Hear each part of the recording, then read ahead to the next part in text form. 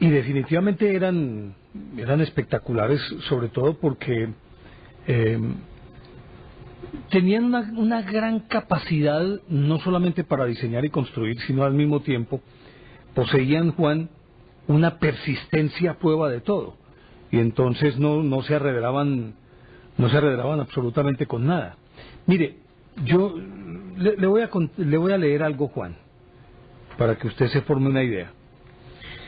La construcción del antiguamente conocido como Anfiteatro de los Flavios, y hoy en día como Coliseo de Roma, que entre otras cosas pues el nombre no proviene del tamaño, sino que se asocia con la estatua colosal de Nerón, y de ahí toman el nombre de Coliseo. Pues resulta que, según dice este texto, fue encargada por el emperador Vespasiano, fundador de la dinastía Flavia, con la intención de que fuera el edificio más grandioso que jamás hubiese sido visto. Su construcción comenzó 2 años después de la conquista de Jerusalén. Bueno, no me voy a extender leyendo aquí, eso comenzó en el año 70, pero le tocó inaugurarlo a su hijo Tito, que había sido el general que venció a los judíos en Roma.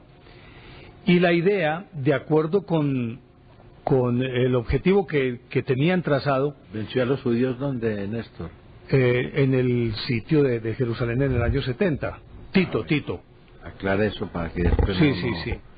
No fue en Roma. Venció a los judíos, sí, en el sitio de Jerusalén en el año 70.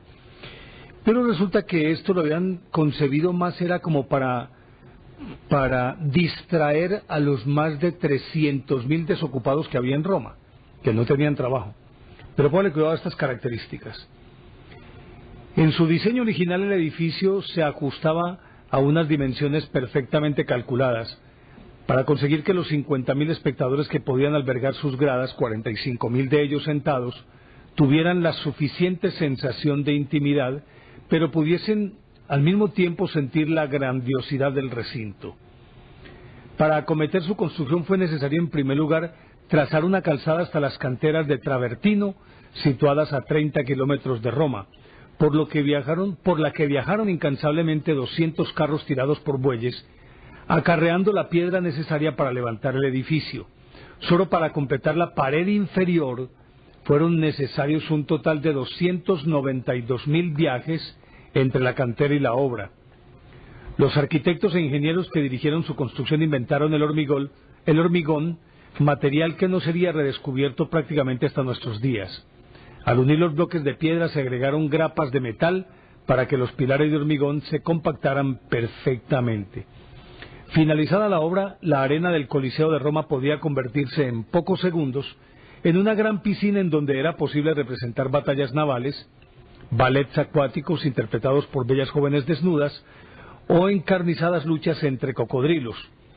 Para que fuera posible este tipo de espectáculos, que en realidad no tuvieron gran éxito dentro del público, se decidió su emplazamiento en la gran depresión entre las colinas Esquilina, Palatina y Celio, en un lugar cercano al acueducto de Claudio, colindante con un lago construido por encargo de Nerón, que estaba conectado con la red de cloacas de Roma. Fue necesario impermeabilizar el hormigón empleado, al igual que el fondo del piso sobre el que descansaba la arena y la pintura de las paredes. Cuando tiempo después se decidió suspender los juegos acuáticos, se construyeron en el piso inferior de la arena almacenes y celdas donde encerrar a las víctimas de los espectáculos. Desde allí víctimas y animales accedían a la arena mediante un complicado sistema de rampas, pasadizos y ascensores. Disponía de 252 vomitorios por los que entraba y salía el público con total comodidad. Las mujeres estaban separadas del resto del público, es decir, había una gradería especial para ellas. En los espectáculos que se celebraban en plena canícula estival, miles de marineros de la Guardia Imperial extendían un gran toldo sobre el circo. Para ello la cornisa interior del suelo era elevada a 50 metros de altura para soportar los cables sobre los que se sustentaban las gigantescas velas de vivos colores. El acto inaugural del Coliseo de Roma duró 100 días y supuso la muerte de 2.000 gladiadores y 9.000 animales. Ya esto nos está indicando, Juan, la envergadura de un proyecto de estas características. Terrible, pues, no, es terrible que se cometió un ecocidio de esos, por Dios, 9.000 animales en 90 días. Son, si mis matemáticas inferiores no me fallan, 100 animales por día. Son 3 meses. O sea, 90 días. Y mueren 9.000 animales, 100 por día. Mataron 100 fieras de las que importaban desde el África, pues toda esa cantidad de traficantes y comerciantes que había de esclavos y de gladiadores, y llevaban allá para la arena. Y pues es una cifra que no cabe en la cabeza de nadie. Agréguele los 2.000 gladiadores. Bueno, al fin y al cabo, los 2.000 gladiadores morían en un combate, digamos, leal, porque eran obligados a pelear y a que ganara el más fuerte, y los dos, pues, por lo menos con la misma capacidad desde el punto de vista intelectual, ¿no? Eran seres humanos, lógicamente que ahí no servían sino de carne de cañón para un espectáculo grotesco como era ese tristemente célebre circo romano. pero que maten 9.000 animales, pues hombre, eso sí duele porque la fiera, por muy feroz que sea, por muy violenta y por muy taimada, lo que usted quiera, la fiera tiene un rasgo de nobleza, y es que no es prevenida, ¿no? Ella ataca cuando la provocan y listo. Pero cuando ya lo que se planea es la muerte de ella, pues definitivamente gana el más inteligente, y en este caso es el hombre. Y matar 9.000 animales en un lapso tan corto, pues realmente eso sí es impresionante. Claro. Pero también quería destacar, Juan, al margen de eso, lo que usted está diciendo, es la persistencia para construir un edificio de estas características. Al margen de que fuera simplemente para satisfacer el ego de un individuo y para mantener distraídos a casi la mitad recuerde que Roma tenía más o menos 1 millón de habitantes, y se habla de más de 300.000 desocupados, que realmente yo creo que eran más, podía alcanzar la mitad de la población, porque entre otras cosas el grueso del trabajo, la parte dura del trabajo la realizaban eran los esclavos. Los otros, bueno, se dedicaban a oficios diferentes, y probablemente las condiciones, me imagino que por épocas debían ser muy críticas para el ejército era el que más manos ocupaba, ¿no? Claro. Entre los romanos el ejército era el puntal importante del imperio, era el que sostenía realmente toda esa estructura y la mantenía, digamos, intocable, porque de resto lo que existían eran esclavos y burócratas. Un ciudadano romano pues no le daba un golpe a la tierra, no hacía ningún esfuerzo. Con otra condición, Juan, que realmente los días laborales en Roma no pasaban de 150 al año. Sí, señor. Las vacaciones de un romano normal, de un romano común y corriente, eran 6 meses. Ese era el periodo de vacaciones que él tenía para hacer lo que le plugiera, pues, mejor dicho, ¿no? Ese cualquier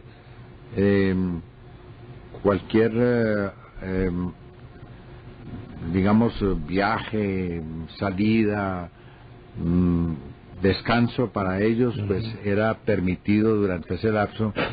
Y recuerde que hay algo que es muy interesante, que cuando nosotros estudiamos la historia del deporte, no encontramos el deporte romano como tal. No hay pues, digamos, como grandes gestas, como se ocurrió en Grecia con las famosas Olimpiadas.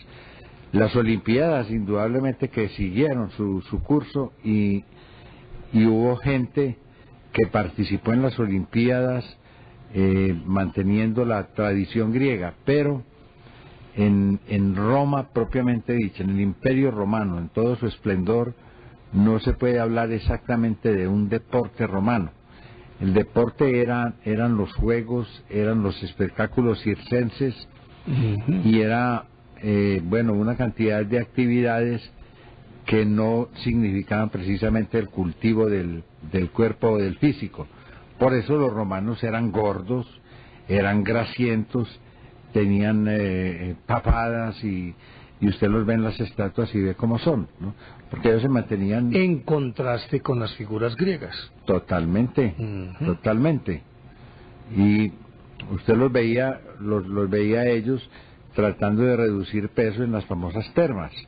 Se iban para allá y se pasaban temporadas, ¿no? Porque es que eran... se pasaban a vivir en ellas. Prácticamente se iban ahí y allá definían todos los asuntos del Estado y todo lo hacían en las termas, que pues era un don de la naturaleza que había dotado a esa nación con semejantes facilidades. Ahora, ya después vinieron los volcanes, ¿no? Vino el Etna y el Vesubio y les cobraron caro todo el... Mire, porque antes hubo otra gran construcción, que fue el Circo Máximo de Roma.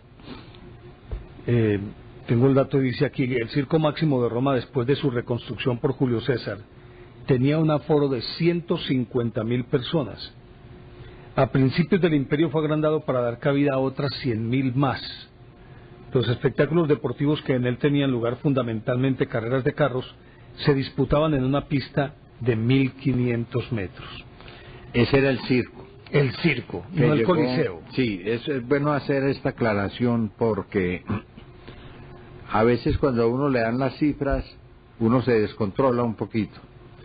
El circo llegó a tener capacidad hasta para 300.000 personas. Míralo ahí. Ahí está. Ahí está esa pista tan grande, pues, ¿no? Porque particularmente era para carreras de caballos.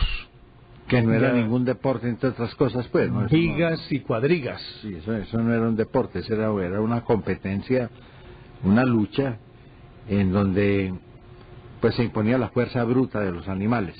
Lo otro era simplemente el dominio que tenía sobre el animal el que conducía la viga o la cuadriga. Pero no era deporte, ¿no? Eran unas competencias sangrientas, entre otras cosas, ¿no? Porque eso tenía su buena cantidad de animales muertos, y también de gente que caía bajo las ruedas de esos armatostes, ¿no? Porque imagínese usted, hombre, por Dios, una viga era de 2 ruedas, ¿no? La cuadriga de 2 ruedas y 2 caballos. Y 2 caballos. Sí. Y la cuadriga tirada por 4 caballos. Por 4 caballos, ¿no? Pues hombre, eso era, eso pues como... Esa es una cuadriga. Es una cuadriga. 4 caballos.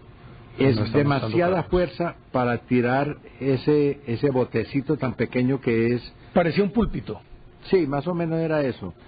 Y sobre todo que eso no tenía ninguna amortiguación ni ningún sistema pues de nivelación, ¿no? Aparte de ninguna estabilidad. Es que imagínese, al tomar una curva en ese circo máximo de 1,5 km de recorrido, la velocidad que se pueda alcanzar en ese 1,5 km de recorrido, y al final dar la vuelta en algo muy estrecho, sin ninguna estabilidad. Como una pista hoy de Fórmula 1, pues mejor dicho, ¿no? Esos son los precursores de... Pero sin peraltes. De todo eso, ¿no? Y no, ellos tenían por lo general un esclavo que hacía contrapeso. Cuando se producía ese desnivel de la curva, entonces siempre había alguien ahí atrás que se encargaba de mantener el carro estable para que pudiera dar la curva. O el mismo jinete se recargaba para que ocurriera eso, para que al dar la curva no se volteara. Pero, a ver, yo creo que la mejor representación de esto lo vimos en la película Ben-Hur, ¿no? Que era una viga. Ahí tienes y mire donde va montado el que conduce la viga, sí, el jinete, mire que es un pequeño púlpito sobre 2 ruedas. Muy pequeño, sí. La mejor representación de eso pues es una superproducción, ¿no? ¿Se acuerda usted? Con Charlton Heston y con, ¿cómo se llamaba este otro? El que hacía el papel de malo. bueno, un artista de esos. Jack Palance. No, ese no era Jack No era Palance, Jack no, Palance. de ninguna manera. Era un tipo muy pintoso que había, un actor inglés. Buen actor, pero no se me viene el nombre de la cabeza. Y es esa competencia entre esos dos, ¿no? Entre Ben-Hur. Ben-Hur, la película. Hur. Ben-Hur. Hur con H. Sí, señor. Ben-Hur, pues. Y en esa superproducción representan lo que era esa carrera de vigas y cuadrigas. Hombre, qué cosa tan bien hecha. Yo no había visto una cosa más impresionante. No creo que se haya logrado una hazaña de esas en el cine, pues como la que lograron esos realizadores. Bueno, los que hacían las grandes producciones de Hollywood por allá del 60. 50 y 60. Cecil B. DeMille. Cecil B. DeMille, Rodgers Dino de Hammerstein. Laurentiis. Sí, eso. Rodgers y Hammerstein, pero esos se especializaban en comedias musicales, todos judíos. A ver, hombre, ¿cuál otro? Charlton Heston, correcto. Jack Hawkins.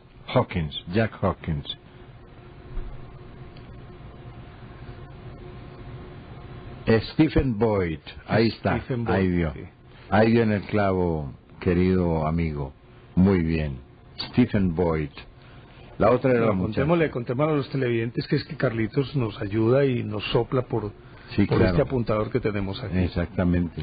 Ujú. Sí, señor. Stephen Boyd. Eso es muy correcto. Tremendo actor, ¿no? Y bueno, ahí tiene ustedes. William Wyler, sí, señor. Charlton Heston, Ujú.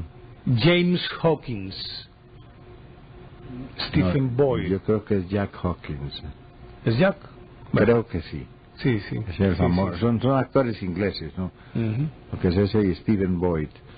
Bueno, y Y ahí se escenifica en toda su dimensión. no, las eso fue carreras de vigas y impresionante. cuadrigas. No, mire, sobre todo que a mí hay algo de esa película que me dejó pues más sorprendido todavía. Y uno dice, me haber tenido plata, hombre. Imagínense que esos caballos que aparecen ahí, que son pero caballos de estampa, pues, y caballos impresionantes, porque Mira ahí la vea ahí la carrera, pinta, vea la pinta carrera. de los caballos que Y mírenlos a los dos. Heston es el que está sobre la parte posterior, Ujú. más hacia el centro, y el del extremo hacia la izquierda de la pantalla es Stephen Boyd. exactamente. Ujú. Y esos caballos los remataron en Hungría, porque gran parte de esa película seguramente que se hizo allá, los remataron a $80. Le digo yo, hombre, por Dios, a alguien que le gusten los caballos, pues ir a semejante remate, por Dios, no, un caballo de esos por $80. ¿Qué Eso tal es eso? increíble, ¿no? Pero Ujú. es lo que pasaba en esas superproducciones, ¿no? Que después de que cumplía su finalidad, el objeto el que habían conseguido para eso, ya no servía, ya lo desechaban sencillamente. Ujú. Ahora, en ese mismo orden de ideas, pues, y hacer una producción de esas en aquella época eran películas costosísimas, pero más allá de eso, Juan, de si fueran costosas en términos monetarios, era la minuciosidad para recrear de tal manera la historia que ahora en computador usted puede reproducir esa forma de ese coliseo, Lo de que ese quiera. circo máximo. Lo puede llenar de gente, lo puede poner a... Usted ve, por ejemplo, una película como esta que presentaron de la guerra de Troya, y usted ve 1000 barcos en el mar, pues es un efecto. Ujú. Y usted ve 1.000.000 de soldados desembarcando, también es un efecto. Pero en aquella época, En por ese ejemplo, tiempo no. reproducir ese circo que No. estábamos viendo ahí, Había que había que hacerlo. construirlo completo. Había que hacerlo de madera o de papel maché o lo que usted quiera, pero pero no se, los efectos especiales que se llaman, no, los efectos que se producen en el cine eran muy rudimentarios. Había efectos, lógicamente, pero eran efectos visuales en donde de todas maneras la mano del hombre jugaba un papel importante. Y los hay de nuevo. Mire, por ejemplo, eso... Heston es el que está a la izquierda. Pues a la izquierda de nosotros. A la derecha nuestra. Sí, a la... Bueno, Heston es el la que derecha se de la va sin pantalla. casco, pues mejor dicho. Sí, el que no tiene casco. Eso es. Y el otro es Stephen Boyd. El que conduce los caballos blancos es Charlton Heston. Sí, señor. Ahí estaban. Y miren atrás cómo vienen también otras los otros cuadrigas. competidores. Sí, de otras cuadrigas. Pero la pelea es entre estos dos. Pero es que a uno lo impresiona es eso, ¿no? Llegar a una realización con tanta fidelidad de lo que sería una carrera de esas. Y como le digo, yo no creo que ahí pues hubieran podido hacer muchos efectos especiales, ¿no? Ahí lo que necesitaron fue mucha gente bien entrenada para manejar ese tipo de carros y esos tiros de caballos, pues de 4 caballos, casi nada, ¿no? Una cosa impresionante. Algo que le digo pues maravilloso. Uno se pone a mirar estas producciones humanas, porque son producciones de la mente humana y también del artífice, y se queda abismado, se queda pasmado. Eso, en cualquier época que se presente una película de esas, por ejemplo, causará sensación. Esa escena es muy especial porque Stephen Boyd, en vez de azotar a los caballos, azota a Charlton Heston. No, y le atraviesa el carro y además tiene unos chuzos ahí, tiene unas púas. En las ruedas. Para acá, claro. Claro, todo eso era permitido dentro de esa pelea.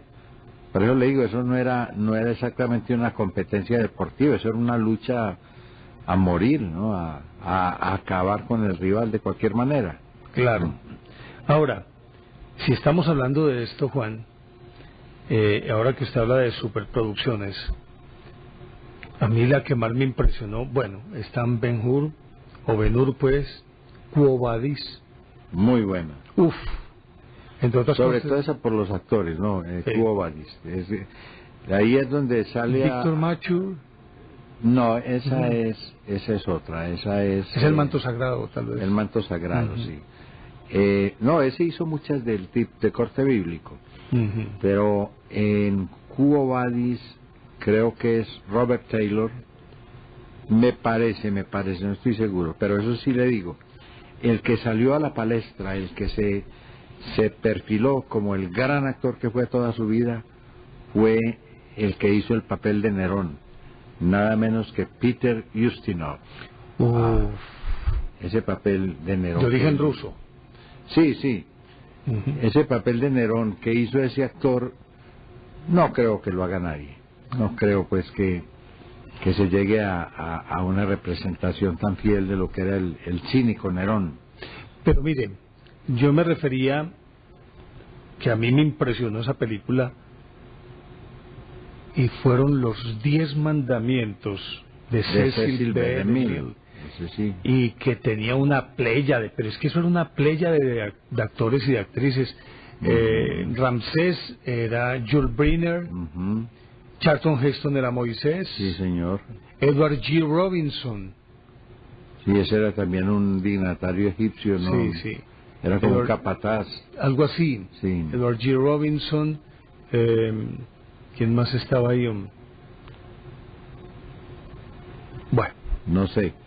En todo caso, es una pléyade de actores y de actrices, y ver uno, por ejemplo, cómo logran esos el objetivo de realmente darle la vividez y darle una realidad incontrastable a los hechos. Como bueno, por ejemplo, la separación de las aguas, eso me iba a referir a eso. Eso no tiene paralelo en la historia del cine. ¿Cómo carajos pudieron haber hecho eso? Lo hicieron con unos vidrios. Así es la cosa. Vea usted. Imagine usted el tamaño de esos vidrios, por Dios, y la potencia que se necesitaba y además la resistencia de eso, ¿no? para que no lo reventara la corriente, ¿no? Porque eso, de todas maneras, tuvieron que haber hecho en alguna especie de estanque o algo así, ¿no? No lo iban a hacer directamente sobre el mar. No. Pero fueron unos vidrios que iban separando las aguas y entonces aparece el lecho seco, sí, por donde pasa Moisés con su pueblo, y después se vuelve a cerrar digamos, se cierra el mar otra vez y se ahogan los egipcios. Que eso pues bíblicamente le han dado muchas interpretaciones, ¿no? Por ejemplo, que Moisés pasó cuando la marea estaba baja. Sí, y hay otra versión que había un sitio, el Mar de las Cañas, que es en la parte más extrema del Mar Rojo, que tiene es lo que llamarían una marisma. Es decir, hay poquita agua y el fondo es más o menos pantanoso y se puede atravesar a pie. Sí, el Mar de las Cañas. Tiene un vado. Sí, algo así parecido. Entonces seguramente Moisés sabía. Carlos, bueno, si nos puede mostrar el afiche de la película Los 10 Mandamientos. De los 10 Mandamientos. Porque me quedo con el... ¿Ahí no actuó también Liz Taylor? No que yo recuerde. No. Ahí no hay... The Ten Commandments.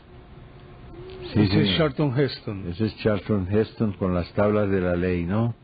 Sí. Pero no tenemos ahí la lista de actores, no está el elenco. Listo, nos van a buscar la lista de actores. Lo cierto de esto, Juan, es que lo sorprendente es la meticulosidad en la recreación de esa época histórica. Y también, Juan, la fidelidad al texto bíblico. Obviamente que tiene sus elementos que son de ficción, que recrean la historia. Sí, pero a ver, está Charlton Heston, Joel Brynner, ¿Jane qué? Anne Baxter. Anne Baxter, sí, una actriz muy famosa. Edward G. Robinson, sí. Yvonne De Carlo. La que fue esposa de Tony Curtis. Sí, señor. La primera. Perdón, Carlos, ¿cómo?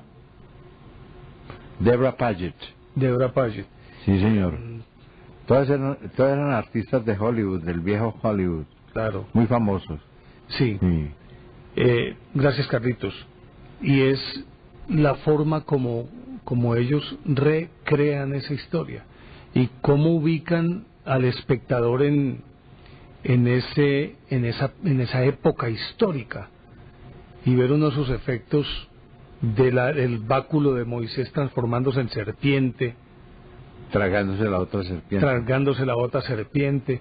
En fin, a mí eso siempre me sorprendió, y creo que una de las causas por las cuales yo me enamoré de la historia fue ver películas como esta.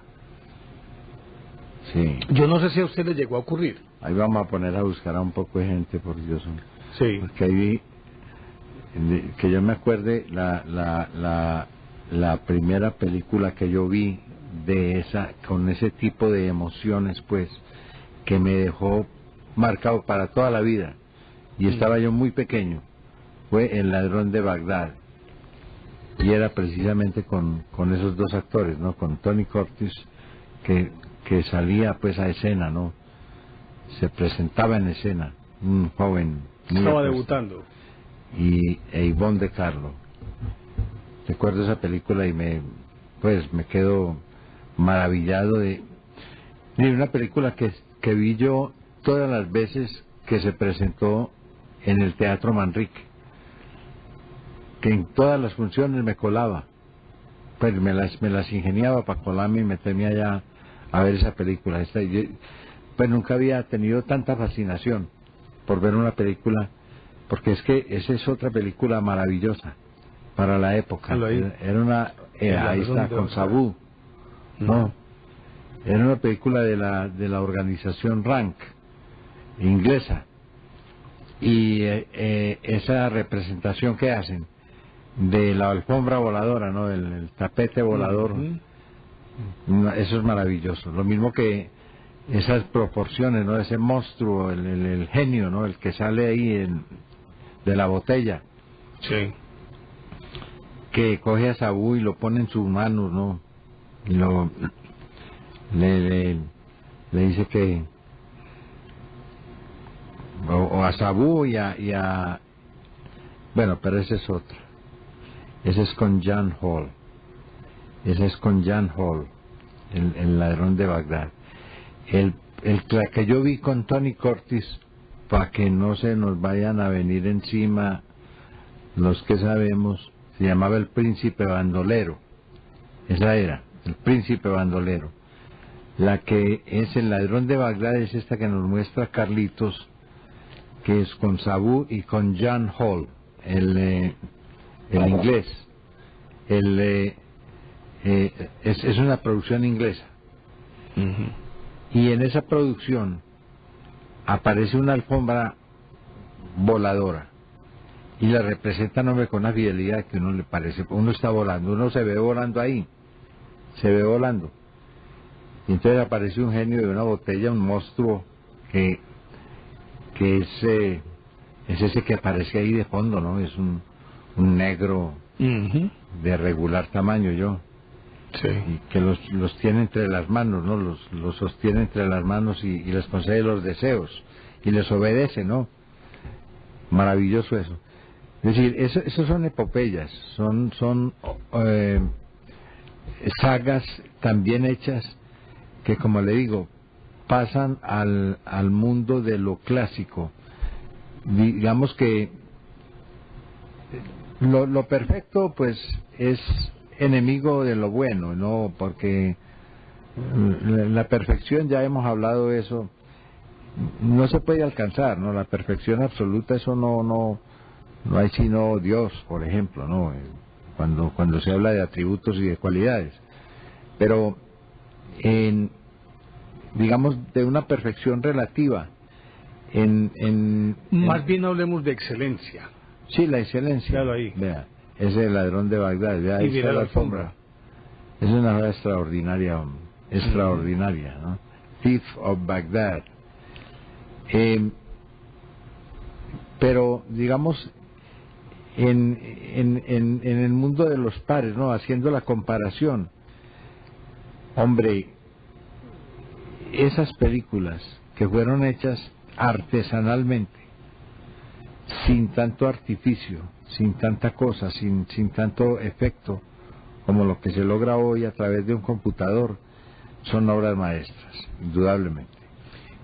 Con otro ingrediente, Juan, y era el hecho de que los actores, era una época en la que ellos no solamente tenían que hacer un derroche, un despliegue físico, sino también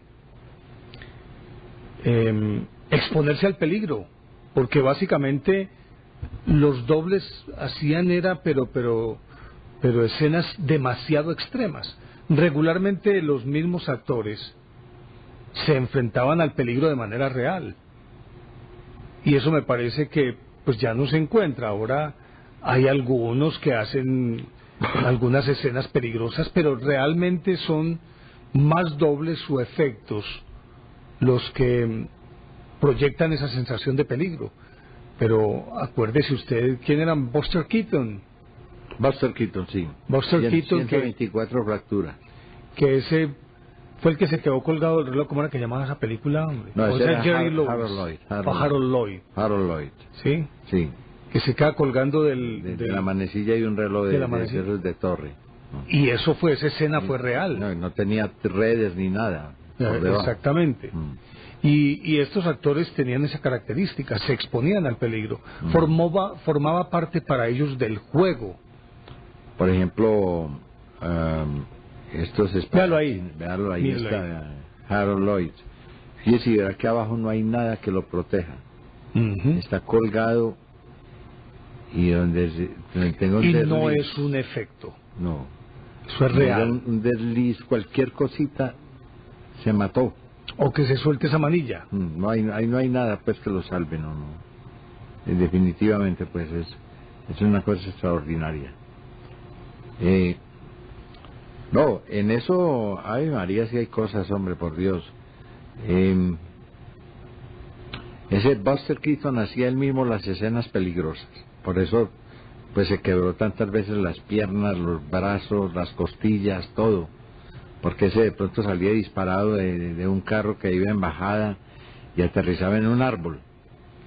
Y cualquiera, hoy en día, pues, ¿quién hace eso? Eso no lo hace nadie. Para eso hay dobles, y para eso hay cables, y para eso hay una cantidad de malacates y de vainas raras. Pero en ese tiempo no lo sabía. Entonces, él hacía esos papeles y los representaba fielmente.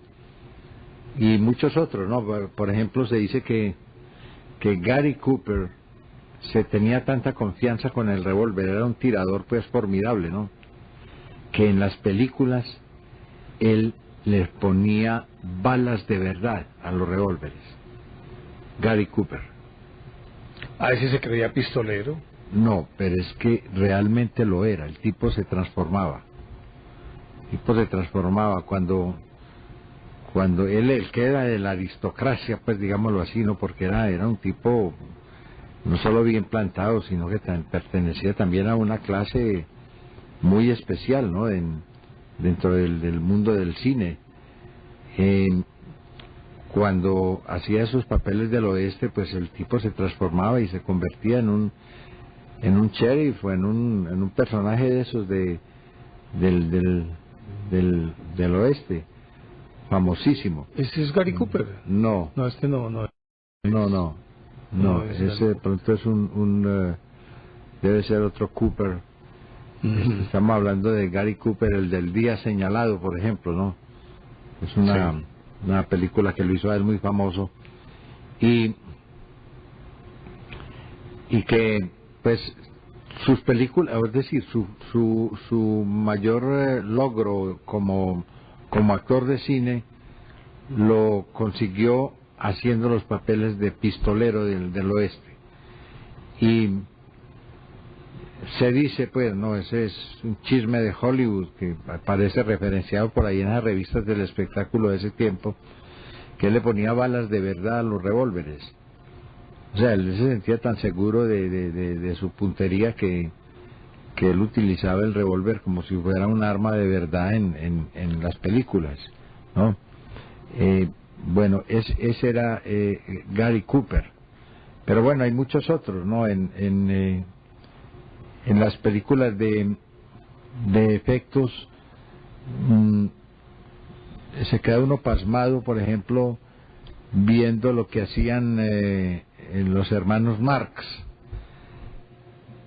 o Groucho, Harpo y el otro, el pequeño, hombre, ¿cómo era que se llamaba?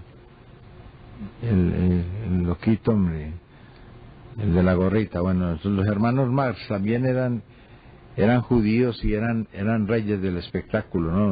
Un tipo de humor pues muy especial que ellos practicaron y que les dio pues mucho renombre, ¿no? Muy importantes. Y a ver, hombre, no, en eso hay mucho que decir sobre lo que fue el cine ese de los 50, pues digamos la famosa el apogeo de Hollywood en todo el sentido de la palabra. Pero mire, yo creo que aquí habría que hablar también, Juan, de esas tendencias que obviamente eran consecuentes cada una con su época. Recuerde que, si no estoy mal, La Conquista del Oeste, una película del cine mudo que se hizo casi empezando el siglo, ¿cierto? El siglo XX. Uh-huh.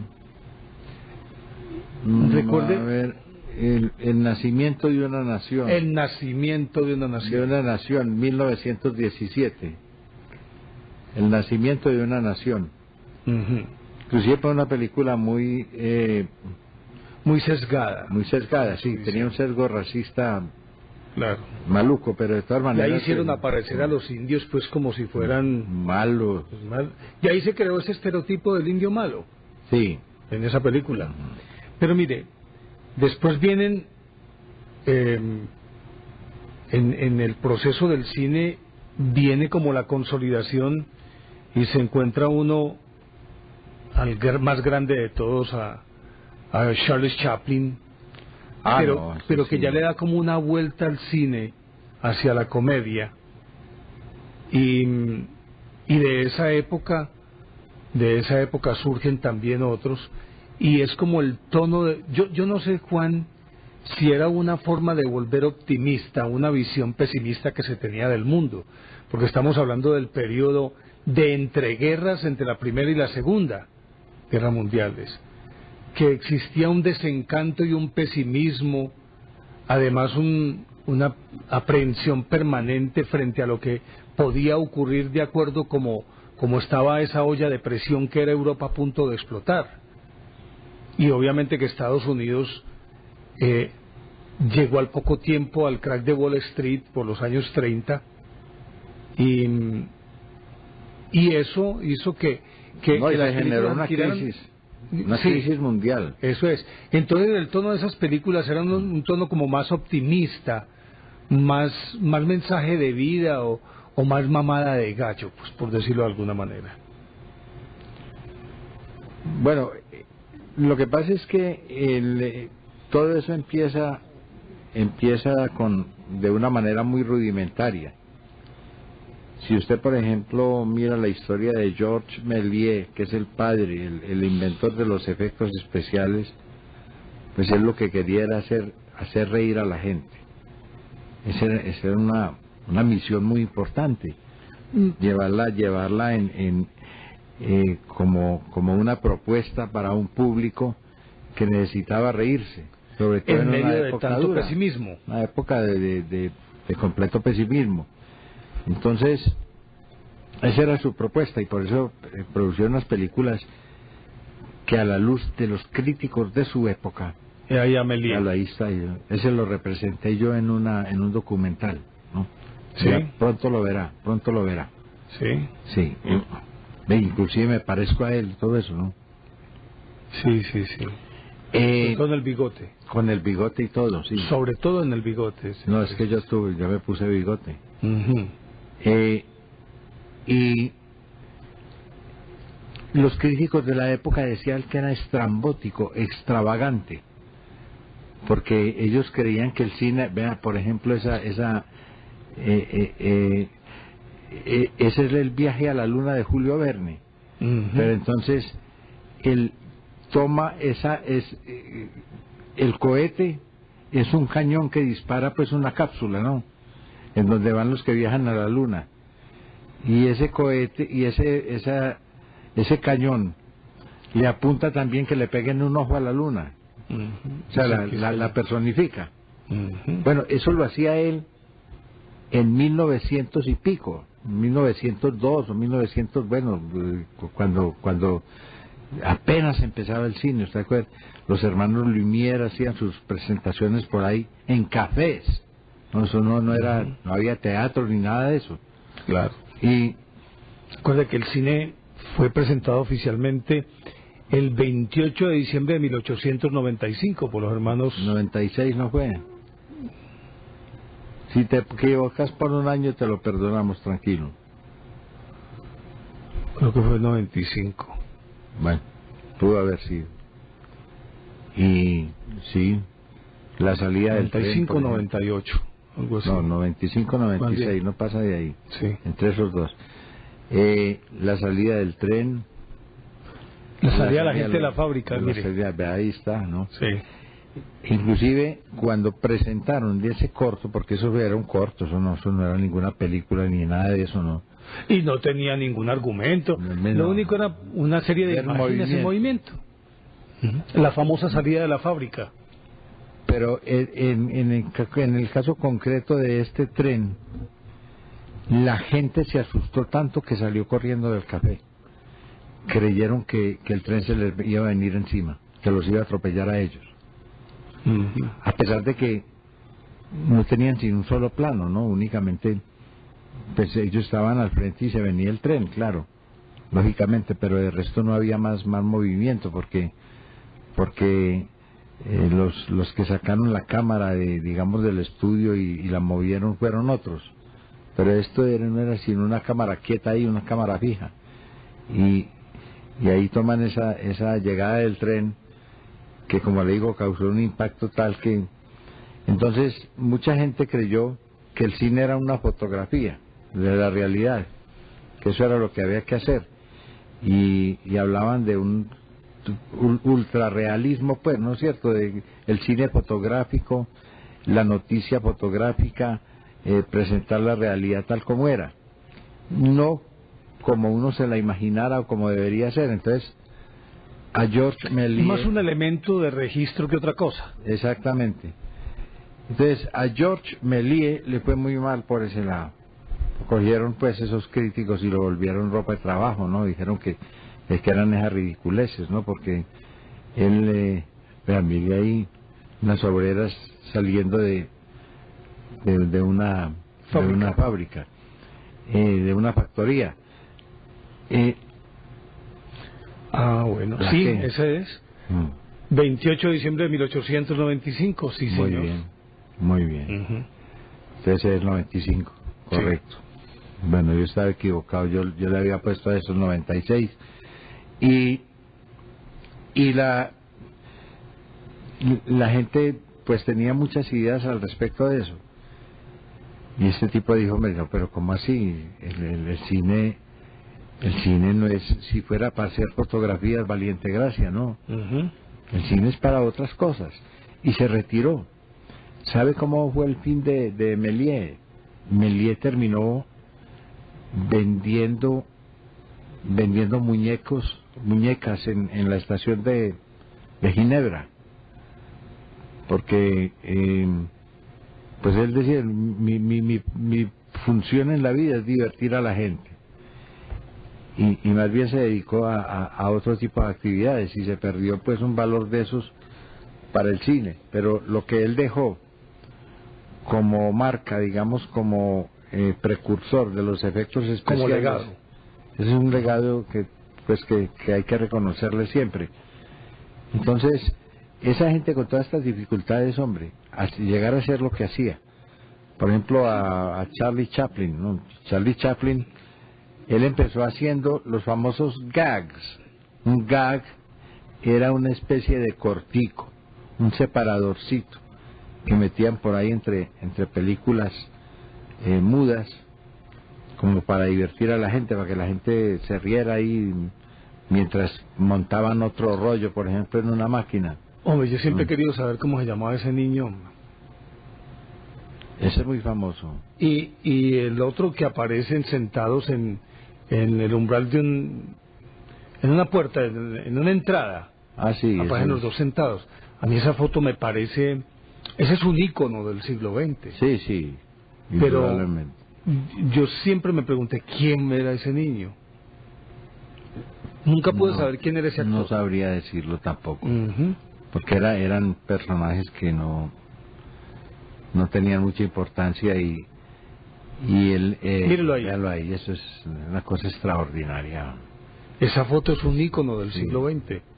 Sí, eso es algo. Y la cara de ese niño, pues, ese actor, y esa cara de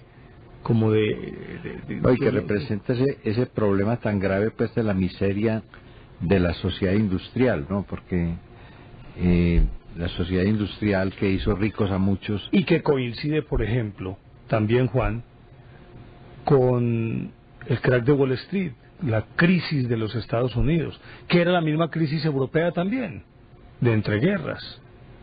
Bueno, la crisis europea tiene seguramente más historia, porque cuando se presentó esa revolución industrial, pues hombre, mucha gente quedó desempleada porque la reemplazaban las máquinas, ¿no?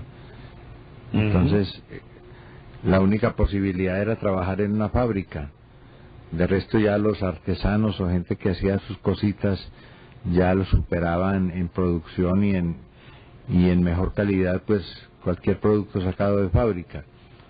Y vienen esas oleadas de desempleo y de miseria, por ejemplo, que se presentaron en Inglaterra, y que es lo que refleja Charlie Chaplin ahí en esas películas de antes del 30, ¿no? Antes de la quiebra de Wall Street, y que en donde impera el liberalismo manchesteriano que hoy lo llaman neoliberalismo, ¿no? Hoy le ponen ese nombre. De pronto les ha faltado un poquito de explicación o de ampliación a los que hacen política, que se ponen a atacar inmisericordiamente, ¿no?, al neoliberalismo, y no explican que el neoliberalismo es un concepto ideológico muy distinto al liberalismo. Digamos, por ejemplo, aquí en Colombia hay un partido liberal, ¿no? Pero cuando se habla del neoliberalismo, ese es un término más bien despectivo, ¿no? Porque es un término negativo. Es que se refiere a ese liberalismo de libre contratación, y en donde no hay ningún control del Estado, pues, para que la tiene gente... un trasfondo muy económico. Sí, no, es la forma, una forma de explotación, ¿no? Es una forma de tener completa libertad para hacer negocios y para contratar sin que haya ningún control, simplemente que haya un acuerdo entre las partes. Entonces yo te digo, si quieres trabajar en el negocio mío, tienes que trabajar 20 horas diarias. Y te pago 10 centavos. Si te parece bien, y si no, pues entonces andate a buscar a otra parte. Eso es más o menos ese concepto o esa crítica que se le hace, pues, a ese tipo de liberalismo. Pero de todas maneras la crisis estaba planteada, y los que la reflejaron, y sobre todo los que se burlaron de ella, porque eso es lo maravilloso, ¿no?, de todas estas obras, de los que hicieron este cine y que se burlaron de la miseria y la tomaron como algo bueno, ¿no? Como algo... Es decir, es que te aseguro que hay mucha gente que hubiera querido vivir como ese vagabundo, como ese Charlotte. Definitivamente, pues, si uno tuviera los arrestos en la vida para vivir como él, viviría muy sabroso, sin necesidad de nada, un hombre sin necesidades. Es que cuando estabas diciendo eso, yo lo estaba asociando. Podría parecer muy tonto lo que voy a decir, o muy peregrino, y si caigo en ese riesgo, pues vaya y venga.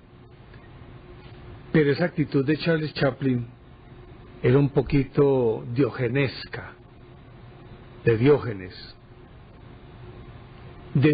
en cuanto a la actitud para mirar la vida, y simplemente para tomarla como algo que a la hora de la verdad no era, no asume una postura filosófica como pensamiento, sino una postura filosófica como en la cotidianidad. Simplemente no estoy hablando de que lo pensara desde el punto de vista filosófico como Diógenes, sino simplemente asume la vida como algo que va y viene, y listo, y se acabó el cuento. O como algo que hay que disfrutar, ¿no? Porque él cada momento de la vida lo disfrutaba, él pasaba bueno, ¿no?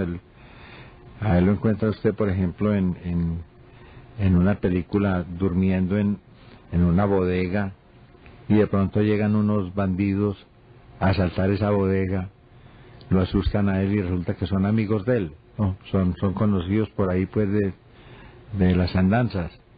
Entonces van y sacan la champaña que tienen por allá embodegada, la más fina de todas, Y se agarran a celebrar. y se agarran a celebrar y hacen una tremenda fiesta, ¿no? Y se olvidan del robo. Rompan, eso es, abren las botellas a punta de balazos, ¿no? Le pegan un balazo a la botella y así la destapan. Pero mira, después de eso, de esa época, de ese periodo, viene otro tipo de cine que se vuelve más épico, más propagandístico, porque entre otras cosas, la película en la que él personifica a Hitler, ¿cómo se llama? El Gran Dictador.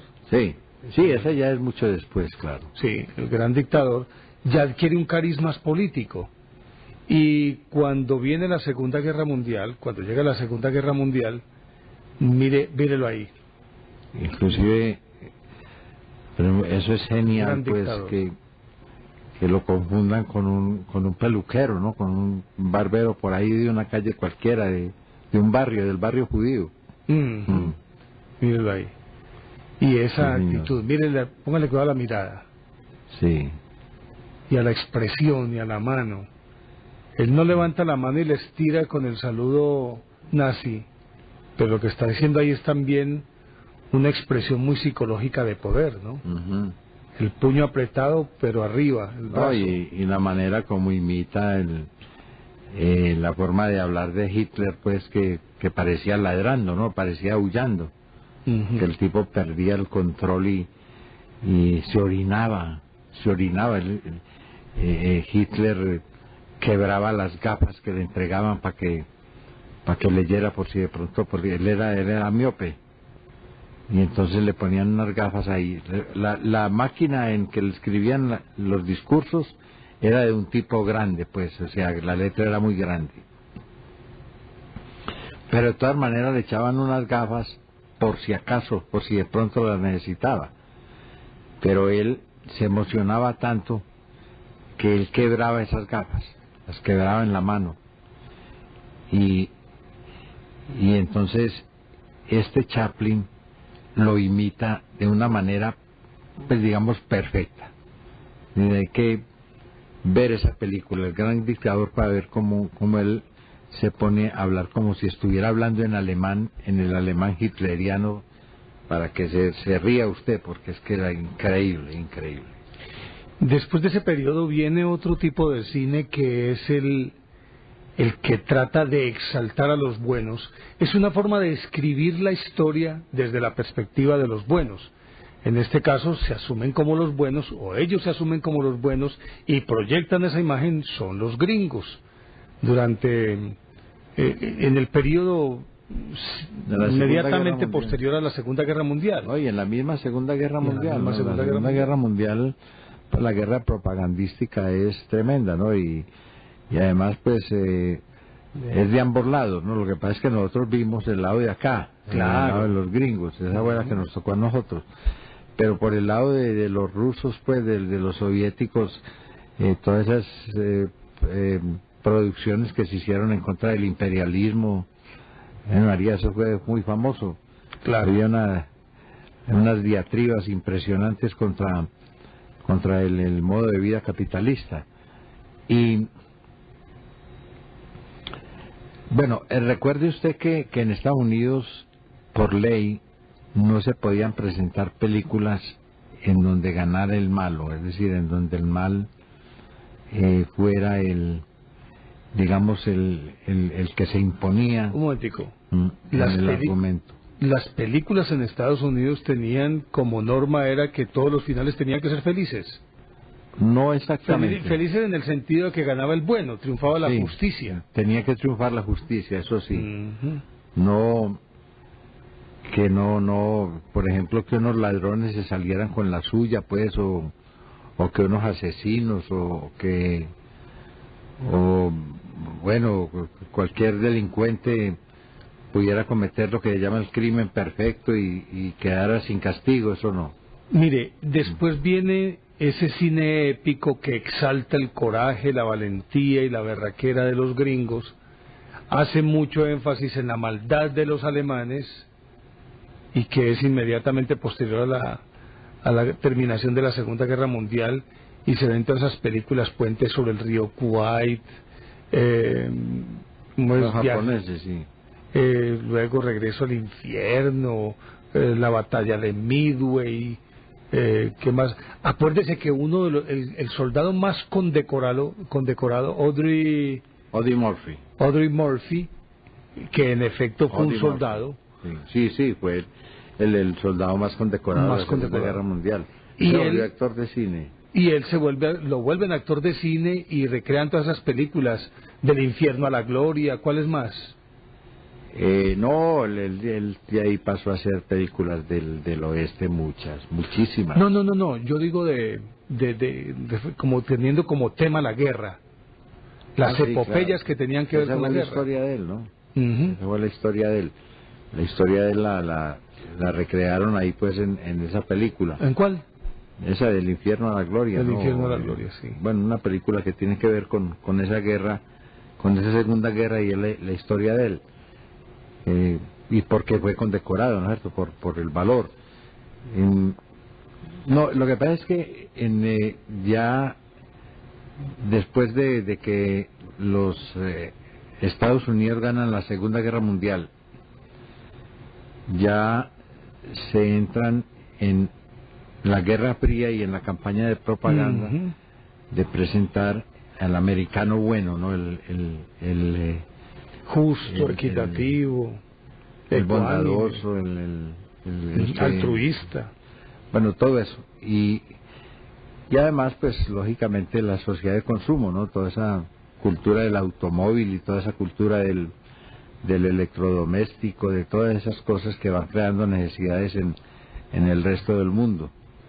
Ahí, pues, se dedican mucho y tienen unos enemigos que son los enemigos proverbiales de ellos, que fueron los japoneses y los alemanes durante la Segunda Guerra Mundial, y ya después vienen las películas de espías, en donde son los soviéticos y de la Guerra Fría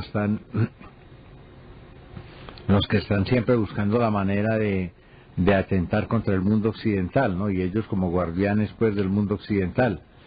Ese es más o menos el proceso que se ha dado. Ahora, hay que tener en cuenta que gran parte del espectáculo de los Estados Unidos está en manos de judíos. Entonces, perdóneme que le interrumpa ahí, porque hacían eso.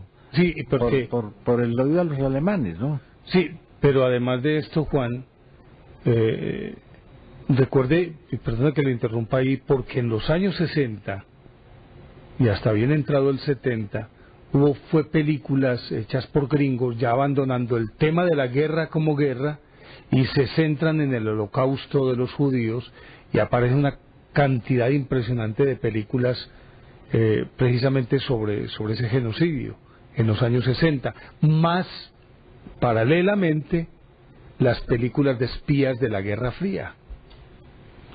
Sí, no, esa es una actitud, digamos, reivindicativa de los judíos, de mostrar pues esa crueldad, esa lacra y esa forma tan tan infame como se llegó a la solución final. Pero en eso yo creo que hay que mantener ya que uno puede mirar esa historia un poquito más calmadamente, hay que tener sinderesis y tener cierto equilibrio y decir que los que mataron judíos y los que hicieron todos esos daños fueron los nazis. Esas son las utopías, hombre, que plantea un hombre sencillo del pueblo, ¿no? Que es un simple peluquero que por un accidente pues va a dar allá es igualito a Hitler, ¿no? Es igualito. Entonces va a dar, pero a uno le da mucha tristeza, por lo menos lo veo así, esa es mi actitud personal, como cuando se habla de paz, de hermandad universal, todos esos activistas de cualquier partido, ¿no? De cualquier extrema, ¿no es cierto? De extrema derecha o de extrema izquierda, se burlan, hombre. ¿No? Ridiculizan eso, cuando en realidad ese es el mensaje. El mensaje es ese, sencillamente hagamos las cosas bien y hagámoslas para todo el mundo, no para un grupo de gente, sino para todo el mundo, como dice él ahí en su discurso. tienen muchas máquinas y muchos aparatos, pues háganlos que produzcan felicidad, ¿no? Antes de que produzcan infelicidad. O sea, unas propuestas simples, demasiado demasiado sencillas, pero como al ideologista le gusta lo complicado, lo enredado, ¿no? Para poder enredar más, entonces se burlan de esas propuestas. Usted vio una obra de teatro que presentaron aquí unos argentinos sobre la guerra de Vietnam, se llamaba Picnic en el campo de batalla, que es simplemente invitemos a almorzar a aquellos muchachos que están allá para que conversemos, ¿no? Y así se pueden arreglar los problemas. Mire, pero quería, como para que empecemos con los televidentes también, estábamos hablando un poquito de cómo el cine va marcando las épocas, dependiendo de las necesidades. Mire, en la misma proporción de los años 60, encontramos que los europeos están haciendo un tipo de cine muy distinto, que se centra más en la psicología del individuo, sí, claro. Y que plantea como otras necesidades y los excesos y los defectos de los hombres, y encontramos a un Fellini, Pasolini, que Ingmar Bergman, bueno, sí, el cine psicológico de los años 60. Y también en el 50, hombre, que hubo pues el famoso surrealismo, pero hubo unas películas fantásticas que no tenían todo el aparataje pues que tienen las películas gringas. Hollywood pues es el sitio de las superproducciones. Estas eran películas baratas, digámoslo así, en cuanto a utilaje pues y a utilización de recursos, pero que eran obras maestras, como por ejemplo Rififi, una película francesa sobre un robo, que le digo pues es unos magos del suspenso. Y acuérdese Buñuel con su Belle de Jour, sí, no, el discreto encanto de la burguesía, que ya es mucho más de los años 70, cuando el cine da la vuelta y comienza a ocuparse de la gente común y corriente, de los dramas cotidianos del individuo. Sí. Y luego en los años 90 las películas espectaculares con los efectos especiales, que es lo que estamos viendo hoy, pero mezclándose con todo este tipo de cosas, y se están retornando a las epopeyas, a las distintas epopeyas. Pero bueno, conversemos con los televidentes, ¿le parece? Sí, señor. Pues bien, los televidentes que deseen conversar con nosotros pueden marcar nuestros números. Ya saben, 381-5454 para llamadas dentro del área metropolitana, 851-1170 para llamadas de fuera del área metropolitana, y 301-8000-51-5015 para llamadas del exterior o por fuera de Antioquia. Quienes deseen conversar con nosotros sobre estos temas sobre los que hemos discurrido en la noche de hoy, bienvenidos son. Y nos pueden escribir también al correo electrónico elbuota@teleantioquia.com.co. Así que cuando ustedes lo consideren conveniente pueden empezar a marcar. Los invito también, quienes estén interesados, en nuestro libro La Bella Villa, que es una compilación de historias sobre la ciudad de Medellín, sobre toda su historia, la historia de la ciudad misma, pero también de los cerros, de los sitios históricos, de los edificios, de entidades, de personajes, de monumentos, de iglesias, cementerios, lo que usted quiera saber, lo encuentra en nuestro libro La Bella Villa, que usted lo puede pedir, ahí aparece el teléfono en pantalla, en el 310-540-3833, 310-540-3833, y quedan muy pocos ejemplares, están a punto de agotarse, así que quienes estén interesados llamen a ese número, 310-540-3833. Entonces, estamos abiertos para que ustedes también nos den su opinión, cuando lo estimen conveniente.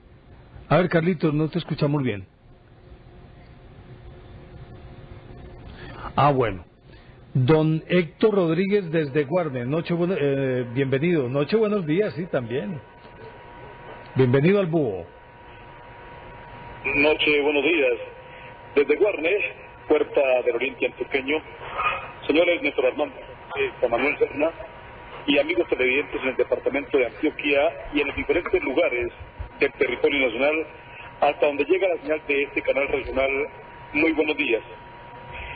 El arte del cine ha proporcionado a las últimas generaciones la entretención suficiente como para crear una visión en la persona que, sin ser degenerativa, alcanza a contribuir en la culturización humana.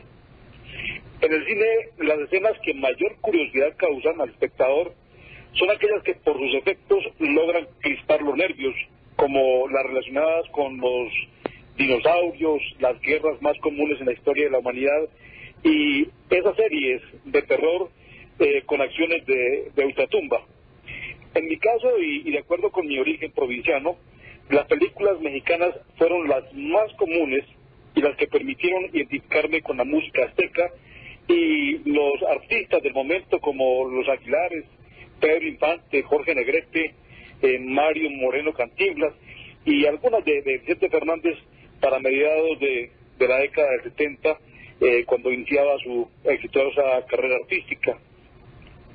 Logré ver algunas escenas de una película que se rodó en la Plaza de Bolívar en Bogotá, y realmente lo más extraordinario eran esos montajes y los efectos que se producían. Recuerdo que esa película se llamaba El famoso Reino de Corteguay, para el año de 1969, sobre una serie o una forma de enfrentar algunos ejércitos, creo que era como con respecto a la Segunda Guerra Mundial. Bueno, este fue mi aporte para el Búho de Antioquia. Muchas gracias, un abrazo muy cordial y hasta una próxima oportunidad. Don Héctor, a usted muchísimas gracias. Muy amable. Tenemos líneas disponibles, quien desee puede marcar nuestros números. Nos llama Cristian. ¿Desde dónde, Cristian? Buenos días. Buenos días, ¿cómo les va desde Bogotá? Bienvenido, Cristian. ¿Cómo han estado? Bien, gracias. Muy bien, excelente. Bueno, entonces, pues el primer aporte es respecto al niño que está con Chaplin. Sí. Él es Jackie Coogan. Jackie Coogan. Él después estuvo en Oliver Twist. Él murió en el 84 y él también hizo el tío Lucas en la serie de televisión de los Locos Adams. Ah, vea usted. Sí, señor. El tío Lucas, el viejito calvo. Sí, señor, él mismo. Vea, ahí está con el niño Charles Chaplin en la película, vea. Exacto, eso fue en El Niño de 1921. Al año siguiente estuvo en Oliver Twist de Frank Lloyd. Ah, vea usted. Y después, su trabajo más importante en televisión fue haber sido el tío Lucas en la serie de televisión de los Locos Adams. Qué maravilla, hombre. El viejito calvo. Sí, señor. sí. El tío loco. Sí. Sí, señor. Bueno, el siguiente aporte también era alguien muy importante dentro de los efectos especiales de la vieja época, es Ray Harryhausen, que estuvo tanto en la película de Jasón y los Argonautas de 1963 y en las películas de Sinbad el Marino. Sí, señor. Esa Sinbad el Marino con Errol Flynn, ¿no? Sí, esas son del 70, pero yo soy joven, yo tengo 25 años, pero me gusta mucho pues la parte del cine, sobre todo el cine antiguo, entonces como que trato de estar en esa parte. Y pues un hito también dentro de los efectos especiales y que nunca se olvida es King Kong. Sí, señor. Claro. Es increíble, por Dios, en esa época hacer esa representación de ese monstruo, de ese animal tan grande, ¿no? Sí, las batallas en la selva y luego cómo escala el edificio y los aviones, o sea, es algo que nunca se va a olvidar. Eso no se olvida. Y dentro de la parte animada, un ícono, y creo que la piedra angular de la animación, la fantasía Walt Disney de 1940. Sí, señor. Fantasía. Decía que no. Extraordinaria película. Sí. Para el que quiera aprender de música, ¿no? Sí, eso también pues, es una parte de la animación y también de la música.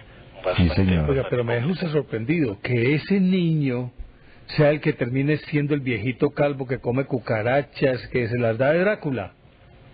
Sí, es como no es como una especie de zombie, más bien, más que Drácula, es como una especie de zombie. Es como el zombie de la familia, porque la parte de la vampiresa y está el Frankenstein, y él es como el zombie, él viene siendo la parte más cómica dentro de la parte de la serie animada. Si no estoy mal, creo que Raúl Juliá estaba en esa serie. Sí. Hombre, excelente. Ese era pues más que todo mi aporte, y pues, o sea, es muy valioso porque son escenas que nunca se olvidan, así como estaban hablando de la parte de los 10 mandamientos, las escenas de Ben-Hur. Tal vez no tienen los efectos especiales increíbles que se ven ahorita como en películas del Señor de los Anillos o la Guerra de las Galaxias, pero es algo que nunca se va a olvidar y que pasa de generación en generación. Pues lo digo yo, que tengo 25 años y he visto los efectos especiales de ahora, pero no olvido esas viejas películas que son hitos ya en la historia. Oiga, Cristian. Señor.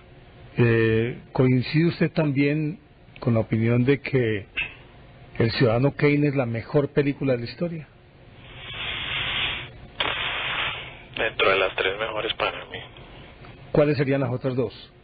A mí me gusta mucho la Naranja Mecánica. Sí, muy buena. A ver, ahí está la serie. El viejito calvo es Jackie Coogan. Sí, señor. El que está de tercero de derecha a izquierda. Sí, señor. De los Monsters, sí. Esa es los Locos Adams. Sí.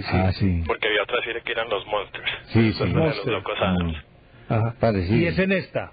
Sí, es en esa. Es en los Locos Adams. Él murió en el 84. Y decía que las otras 2 son... Naranja Mecánica, ¿y cuál otra? Pues a mí generalmente me gustan mucho las películas de Quentin Tarantino, dentro de los directores modernos, aunque maneja un grado de violencia muy... demasiado ya explícito. Ese es más violento que Sam Peckinpah.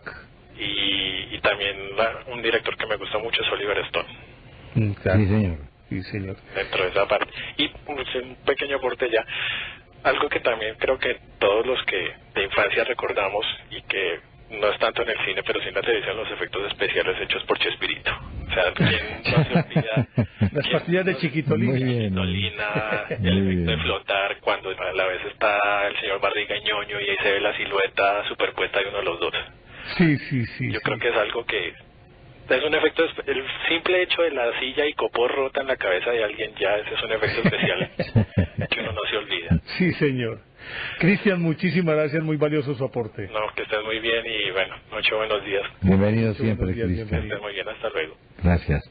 Ahí está, vea, Chapulín Colorado. Mi héroe. Yo tengo 2 grandes superhéroes que son a los que admiro profundamente. El Chapulín Colorado, y el Superagente 86. Sí. Esos son los míos. Bueno, ve, aquí nos llega un mensaje de Adrián. Juan, qué pena. Nos llama Jorge López desde Manizales. ¿Desde Manizales? Sí. Jorge. ¿Aló? Bienvenido y perdone que lo hayamos hecho demorar. No hay problema. Adelante. Sí, yo pues atento con el programa y me parece muy interesante, vale la pena la trasnochada. Muchas gracias. Bueno, quería hacer una anotación sobre una película muy importante, no estoy seguro de qué año, se llama Metrópolis. Sí, ese es por ahí como de 1924, de un realizador alemán. Después él hizo una nueva versión de Giorgio Moroder, en italiano. Sí, señor. Y también, pues, mirando lo de la película de Chaplin, pues que hace un aporte importante, digamos, de crítica social y todo esto, como que también se ha perdido mucho esto en el cine, ¿no? Sobre todo crítica social con inteligencia. Sí, ese talento de Chaplin es muy difícil de repetir. Bueno, y quería de pronto para los televidentes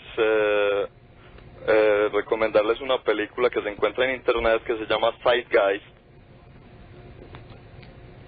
que hace como también es una crítica social sobre el papel de los medios de comunicación y la manipulación de estos para el control de la sociedad también. Qué bien. ¿Nos repite el nombre? Zeitgeist. con Z. Se escribe Zeitgeist.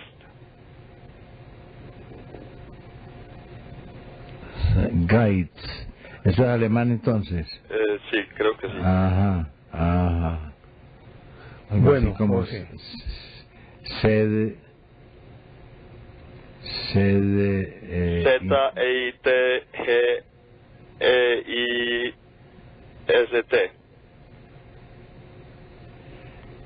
el espíritu del tiempo. Eso quiere decir El espíritu del tiempo. Zeitgeist. Zeitgeist, sí. Sí, señor, el espíritu del tiempo. Sí, Jorge, adelante. Bueno, no sería más. Muchas gracias por la participación. A usted usted, por llamarnos. A la película, ¿esa se refiere o no? Sí, es esa. Ahí está. Es el espíritu del tiempo. El Bueno, es espíritu del consonante tiempo, sí, con señor. la esfera, como aparece ahí Sí. con esos cuadrantes. Eso quiere decir eso. Zeitgeist. Y, perdón, Jorge, ¿Sí? ¿sobre qué trata la película? Pues habla de todo, explica lo de la crisis mundial, lo del 2000, lo de las Torres Gemelas, todo lo que está pasando ahora y el papel de los medios, todo la manipulación de ciertas élites que controlan el poder mundial. Ya. Muy interesante. Pues, Jorge, muchísimas gracias. Bueno, a ustedes. Y Feliz vuelva a noche. llamarnos, oiga. Que esté muy bien. Recuerden, quienes estén interesados en nuestro libro La Bella Villa, pueden solicitarlo en el 310-540-3833. Ahí aparece en pantalla el número. 310-540-3833. Y ahí reciben toda la información sobre nuestro libro La Bella Villa. ¿Continuamos, Juan? Sí, aquí hay un mensaje de Brian Alexander Duque que nos aporta mucho sobre esto de la construcción de el Coliseo Romano. Dice varias técnicas de construcción, las pilastras y los arcos de travertino que se colocaron sin argamasa. Se empleó la toba del mismo modo. Muchos de estos sillares iban sujetos con grapas metálicas. Las bóvedas que sostienen la cávea se hacen vertiendo argamasa de cemento directamente sobre cimbras de madera. Una innovación Ahí el Coliseo. que aligeraba la fábrica. El hecho de que el edificio se ubicara sobre una laguna obligó a cavar hasta 14 metros y una cimentación de casi 13 metros. Bueno, todos unos datos de lo que es el Coliseo. Mire, esta parte inferior era la que se utilizaba como piscina, en la que había pues los ballets y las luchas de cocodrilos, y que se transformó posteriormente, como se puede ver ahí, en celdas en donde alojaban a los gladiadores y en jaulas para tener allá las fieras, y ahí tuvieron también a los cristianos que les soltaban a los tigres en ese primer piso. Correcto. Tenemos a Luis Carlos. ¿De dónde nos llama Luis Carlos? Bogotá. Bienvenido. Hay una película hermosísima del año, ganó un Oscar en el 39, nada menos que Lo que el viento se llevó. Claro. Con Clark Gable y Vivian Leigh. Claro, Muy clásico. Me parece de las películas más hermosas que se han hecho en el cine. Sí, Y de las señor. más largas también, como 4 horas. Sí, además, sí. Pues ahí me llama la atención esa, y hay otra hermosísima también que pues ya es más nueva, pero es una película bellísima, es la de... Ahí la... El padre Mira, de Clark Gable exactamente. y Vivian Leigh. Vivian Leigh, sí. Ujú. Ella ganó el Oscar y él ya se lo había ganado, ese año no se lo dieron, a Ujú. pesar de la actuación tan buena que tuvo en esta. Sí. Y... No, pero decía la otra película. las dos partes del Padrino de Francis Ford Coppola, que la primera y segunda parte, que es tal vez de los pocos casos en que la segunda parte se dice que supera la primera, que son dos películas hermosísimas. Sí. Y el caso de un actor a principios de siglo también que se ha pasado es Rodolfo Valentino, Sí, señor. que él ganó, pues no sé si ganó premios, pero la película esta de los 4 jinetes del Apocalipsis Sí, y La Dama de las Camelias, que son también obras maestrales. sí, señor. Pues así dentro de la puerta hay una observacioncita que cuando hablaron de Moisés, Sí, la película también, que es otro clásico, me hizo acordar de el origen de la historia de Moisés, se remonta a los sumerios. ujú, Pues la versión del cuento de Moisés sí es un cuento, una anécdota de una historia de el dios Sargón, que... Sargón de Akkad. Señor, Sargón de Akkad. sí, Sargón primero, Sí. que fue 1000 años antes que Moisés, según la historia, Ujú, y cuenta la historia que la diosa Ixta lo salvó de las aguas del río Éufrates en esa época, y es considerado la historia original de Moisés, que después tomó el cristianismo, y que incluso Sargón en idioma sumerio quiere decir Sarrukin, que quiere decir el verdadero rey ilegítimo. Sí. Entonces era ese mi aporte, como siempre, con todo eso, el aprecio que les tengo, porque es un programa hermosísimo y que nos deja todos los días nuevas enseñanzas. Pues Luis Carlos, a usted muchísimas gracias, muy amable. Todo y suerte. Gracias por llamarnos y vuelva a hacerlo, por favor. Tenemos líneas disponibles y tenemos más correos, ¿cierto? Sí, de Adrián Caballero nos manda unas memorias de un amante sarnoso. Eso es de Groucho Marx, pues no. Escribí este libro durante las interminables horas que empleé esperando a que mi mujer acabara de vestirse para salir. Si hubiera andado siempre desnuda, nunca habría tenido la oportunidad de escribirlo. Ese era el filósofo Groucho Marx, el de los hermanos Marx, sí señor. Muy bien, Harpo, muchísimas gracias. Groucho, Groucho, sí, Groucho, Harpo, y ¿cómo se llama el otro? Joe, una cosa así, o, bueno, ¿así? tenía un nombrecito ahí, usaba una gorrita.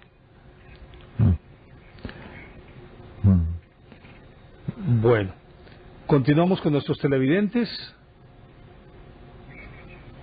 Don Buenas. Jairo, ¿cómo le va? ¿De dónde nos llama? Muy bien, de Bello, Antioquia. Bienvenido, Don Armando, señor. una pregunta, por favor. Sí, Yo cuando niño veía... no, El Gordo y el Flaco. sí. Ah, sí. Yo nunca volví a ver eso. ¿Por qué? No sé, se murieron hace rato. Stan Laurel y Oliver Hardy. Fue una diversión única y exclusiva. Sí, Y creo que tengo la misma edad suya más o menos. Aquí lo veo por televisión. sí, sí, sí. Y eso fue una diversión y nunca se volvió a ver. Y ni... O sea, cine de ese nunca se volvería a ver. Stan Laurel y Claro. Oliver Hardy. Laurel el flaco y Hardy el gordo. Sí, eso es exclusivo, me imagino yo. Sí. Y Excelente, sí señor. entonces yo le pregunto a usted, ¿por qué nunca eso se volvió a ver? ¿Por qué el Chavo siempre? ¿Por qué siempre lo mismo? No eso que se veía antes. Pues yo no sé, Juan, ¿qué piensa usted? ¿Qué? Porque nunca se volvió. Ellos se murieron como en los años 60 o 70. Ellos murieron hace mucho tiempo. Es que esos fueron actores, digamos, de esa transición entre el cine mudo y el cine sonoro. Y aparecieron muchas películas, pero por allá en la década, en el decenio del 40 y el 50. Son muy viejos, de todas maneras. Y después perdieron vigencia también, ¿no? Como ocurre pues con todas estas figuras. Y tuvieron su correspondiente, por Sí. ejemplo, en México con Viruta y Capulina. No, y ya hubo muchas imitaciones. En Estados Unidos fueron Abbott y Costello. Ujú. Abbott y Costello. Así es. Yo le pregunto, por favor, O sea, tantas series del Chavo, por ejemplo, y yo vi tantas películas del Gordo y el Flaco, como 30 o 40, y nunca se volvió a ver ninguna de ellas. ¿Por qué? Ah, no, eso sí ya es de los programadores. Ya, pero... Abbott y Costello, o sea, Benny Hill, ¿por qué humor tan bueno, tan fino, nunca se volvió a ver? ¿Por qué se volvió Benny tan se murió. trivial? Benny murió hace poco. Sí, murió hace poco, pero quedó el legado. Quedó el legado de sus producciones que son muy famosas, ¿no? El Gordo y el Flaco murieron hace mucho, pero ese humor nunca pasa. Charlie Chaplin murió hace mucho, pero ese humor nunca pasa. Claro. Pero el Chavo no ha pasado, ¿por qué? Porque ya era un producto más televisivo, menos cine, ya era televisión. Miren, ahí el Gordo y el Flaco. Ay, yo veo eso, se lo juro, señor. Yo hace años no veía eso. La Primera Guerra Mundial. Eso es exclusivo. Sí. Y muy bonito. Así es. Lo que pasa es que yo creo que el Chavo ya es un producto más de televisión y por lo tanto pues no pierde vigencia. Esto era más de la época del cine mudo. Es decir, es lo que yo supongo, no sé. ¿Por qué la televisión, por qué no promociona otra vez eso? No vuelve a ver eso. No, o sea, a recordar lo viejo un poquito. No, hay canales que sí lo hacen. Sí. Y aquí, por lo menos en el canal... Lo nuestro no lo he visto. Películas de esas. TCM... Sí. No, Armando, perdóneme que le recuerde, lo veo diario en etcétera. Sí, señor. Por eso lo llamo y lo felicito pues por su trayectoria. Muchísimas gracias. Y le estoy llamando a ese comentario nomás. Don Jairo, muchas gracias. Bueno, con mucho gusto y hasta luego. Que esté muy bien. Gracias. Tenemos todavía tiempo para una llamada más. Señores, noche, buenos días, ¿cómo les va? Ahora, señores búhos, ¿cómo les va? No importa, llámense como se llame el programa, lo importante es que siguen ustedes en esta hermosa tierra con ustedes y nosotros siempre. Un abrazo inmenso, Margarita María, Margarita Lago. Muchísimas gracias, Margarita. Gracias por ese mensaje. Muy amable. Y tenemos líneas disponibles en este momento. Quien desee puede marcar nuestros números. Ya saben, sí, 381-5454 para llamadas locales, es decir, dentro del área metropolitana, 851-1170 para llamadas de fuera del área metropolitana, y nuestra línea gratuita nacional que es la 018-515015. Pueden llamarnos cuando ustedes lo consideren conveniente. Lo que ahí aparece en pantalla, la línea gratuita nacional. Juan, lo que sí tiene el cine es que refleja la esencia de la naturaleza del hombre, pero más allá de esa esencia misma, refleja sus miedos, sus emociones, sus pulsiones, es decir, todo aquello que lo hace ser humano, Juan. No, y que con razón se llamó el séptimo arte. Una película como El náufrago, la angustia que maneja ese individuo que hace Tom Hanks ese papel, yo le digo que eso es una cosa que uno metiéndose en la piel de ese náufrago, yo creo que no puede sentir tanta angustia como la que él exhibe de esa manera tan magistral, Juan. No hay duda, claro está. Es que eso es precisamente, por eso se llama el séptimo arte, porque ya pasó de serlo una cosa muy diferente a lo que querían los primeros impulsores del cine, que fuera una fotografía de la realidad, cuando en realidad debe ser una creación o una recreación de esa realidad. No es únicamente pues presentar las formas escuetas, sino simplemente crear algo más, crear un entorno alrededor de todo eso y poderlo presentar en forma visual, ¿no? Porque mire, ahí está la Tom ayuda Hanks. de la imagen es algo extraordinario. Sí, señor, ahí está con Mr. Martínez, ¿no? Con Mr. Wilson. Wilson. Mr. Wilson, sí. el balón de voleibol. De voleibol que él con su propia sangre le pinta los ojos, la nariz y la boca. Y ahí está alegando con él, ahí está conversando con Mr. Wilson, que es su compañero. Qué cosa, bien. Sí. Es increíble. Y creo que, yo no sé, obviamente que el cine también es una expresión cultural y por lo tanto pertenece a un contexto específico. Mire, una película como Los girasoles de Rusia, Marcello Mastroianni y Sofía Loren. Sofía Loren, sí, señor. Y es una película netamente europea, tengo entendido, ¿cierto? Claro. Una película europea. Es una... Y es una visión tan diferente de un mismo problema que es el frente ruso, es llegar a Rusia. Es la visión del otro lado también, ¿no? Que es muy diferente. Indudablemente que ya el tema se trata con un poquito más de delicadeza, sin tanto apasionamiento político. Y Claro habla que sobre la guerra, pero sí, no se con la trata crudeza de los el gringos. drama humano. El drama humano, ya el drama de los que están involucrados en ese asunto. Por ejemplo, separar a una pareja que se adora, ¿no? En esa forma, utilizando todos los... hasta llegar a fingirse loco, ¿no? Para escaparse del servicio militar. Eso también es una representación de la crueldad de la guerra, ¿no? Que no tiene en cuenta sentimientos personales ni nada por el estilo, sino que a labor a las armas, pues todo el mundo tiene que concurrir, ¿no? Claro. Recuerde que eso es muy estricto por allá en esos países que han tenido guerras.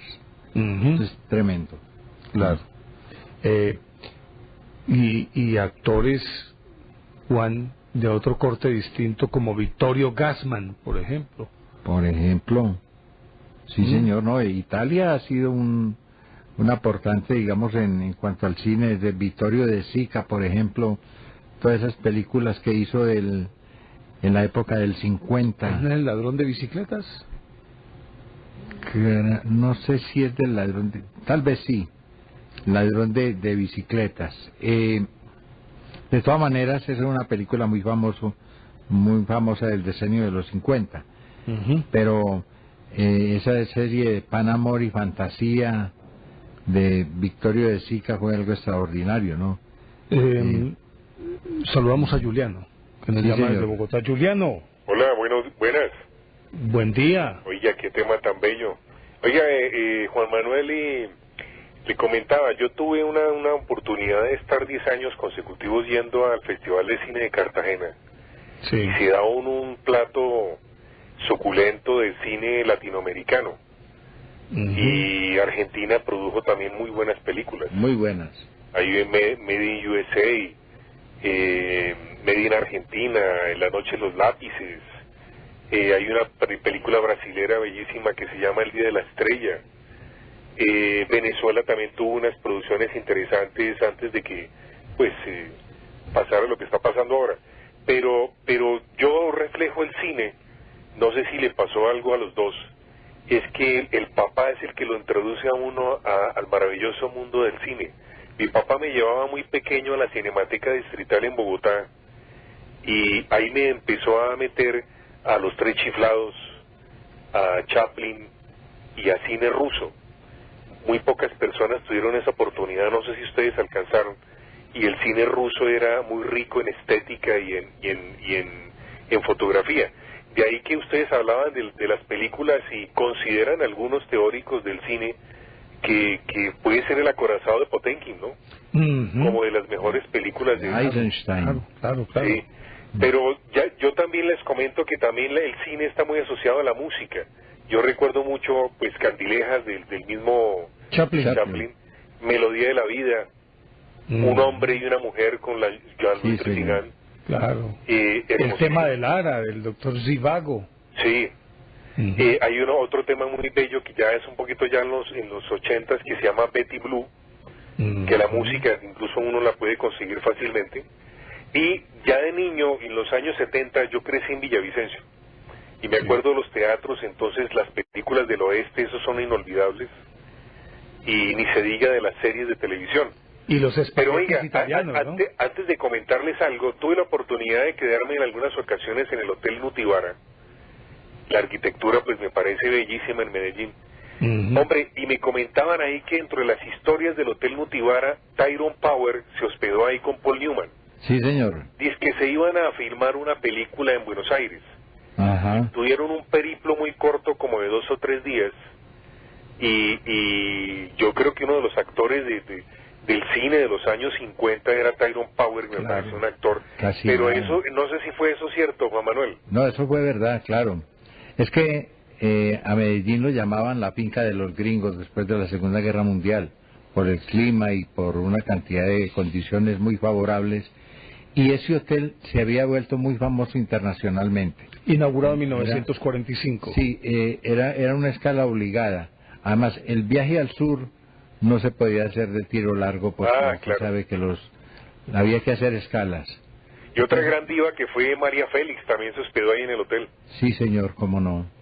Aquí vinieron muchos actores famosos así de paso. Y lo que yo no me explicaba es que el hotel no tuviera como un recuento o algunas fotografías del periplo que tuvieron, ¿no? Parece que no tuvieron archivos. Hombre, déjeme que yo tengo que hablar con el gerente, el doctor Álvaro Rubio. Yo hablo con él. Sí. Y le voy a preguntar. Juliano, se nos acabó el tiempo. Hombre, gracias. Muy amable, Pero llámenos con antelación para que el aporte sea más amplio. ¿Listo? Claro, hombre, gracias. Muchísimas gracias. Muchísimas gracias. Una rápida conclusión, Juan. Pues hombre, habíamos empezado nuestro tema sobre las cosas bien hechas y terminamos en el cine. El cine indudablemente que también es un estímulo y un émulo que nos puede indicar qué es lo que está bien hecho. Me parece importante como elemento de juicio y además como arte. Pues hombre, pienso que el cine como reflejo de la vida cotidiana también es no solamente es una relación de la psicología del hombre, es un relato de la psicología del hombre, sino también, sobre todo, de sus angustias, de sus miedos, de sus carencias, de sus límites y de sus potencialidades. Y por lo tanto yo creo que el cine es en cierta medida nuestro rasero para poder nosotros medirnos ante las dificultades. Y obviamente que siendo ficción, regularmente, independientemente de la forma como termine, habla más de la esencia del ser humano, de su psiquis y de su profundidad que otra cosa. Por eso yo creo que mirando el cine con un ojo diferente podríamos entender que podemos ser mejores seres humanos en la medida en que seamos capaces de entender lo que nos rodea y de actuar consecuentemente con eso que nos rodea. Es aprender otra vez aquello de que no es el hombre y sus circunstancias, en esencia no, es saber qué hacer con esas circunstancias. Llegamos al final de nuestro programa, a ustedes muy amables por acompañarnos.